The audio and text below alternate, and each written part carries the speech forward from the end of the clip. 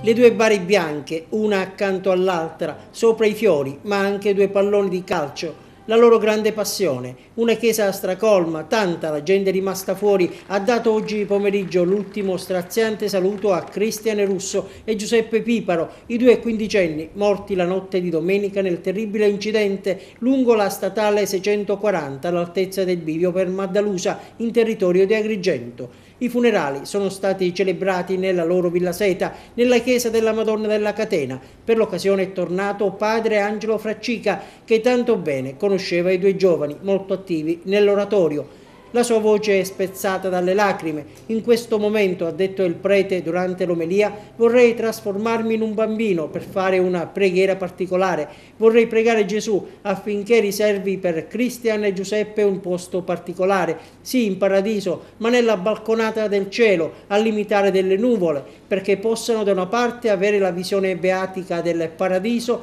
ma nello stesso tempo possano affacciarsi per vedere qua giù, per vedere Agrigento, il quartiere di Villa Seta, per assistere tutti noi, per vedere i loro familiari. Attorno alle due piccole bare bianche, oltre ai familiari distrutti dal dolore, i loro amici, i compagni di scuola e di gioco del quartiere di Villa Seta. Ancora nessuno riesce a rassegnarsi, dice un'amica di Cristian e Giuseppe dall'altare.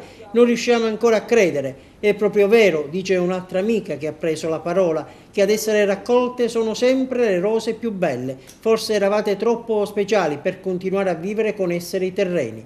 Presente alle esequie anche il sindaco di Agrigento, Marco Zambuto, il quale oggi aveva proclamato il lutto cittadino. E a nome di tutta la città vi sono vicino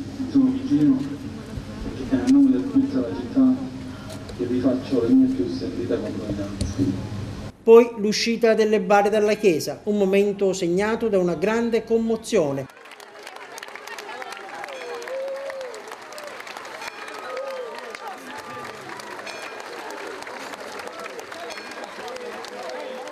Infine per Cristian e Giuseppe l'ultimo viaggio nel quartiere, bare sulle spalle con sosta nelle rispettive zone di appartenenza. Poi i due feretri sono stati accompagnati al cimitero.